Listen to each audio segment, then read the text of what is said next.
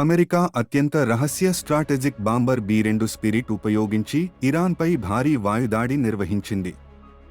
1997లో సేవలోకి వచ్చిన ఈ బాంబర్ రాడార్లను తప్పించుకునే ప్రత్యేకతతో శత్రువు గుర్తించలేని విధంగా అణు కేంద్రాలపై బాంబులు విసిరింది. మిస్సోరిలోని వైట్మెయిన్ ఎయిర్ బేస్ నుంచి ఎగిరిన ఏడులు ఇరాన్లోని ఫోర్డో, నటాంజ్, ఇస్పాహాన్ వంటి కీలక అణు సదుపాయాలపై దాడి చేశాయి. ఒక్క బి-2 సుమారు 11,000 కిలోమీటర్లు ప్రయాణించగలదు. ఈ దాడిలో 30,000 పౌండ్ల GBU-57 మాసివ్ ఆర్డినెన్స్ పెనెట్రేటర్ బాంబులు వినియోగించబడ్డాయి. ప్రతి బి-2 ఖరీదు దాదాపు $2 బిలియన్ కాగా ప్రపంచంలో కేవలం 19 మాత్రమే అందుబాటులో ఉన్నాయి. ఫ్లయింగ్ వింగ్ స్టెల్త్ డిజైన్, అధునాతన ఇంజిన్లు, ఎలక్ట్రానిక్ వార్ఫేర్ రక్షణ కలిగిన ఈ బాంబర్ 120కు పైగా ఇతర విమానాలు, డ్రోన్ల మద్దతుతో పనిచేసింది.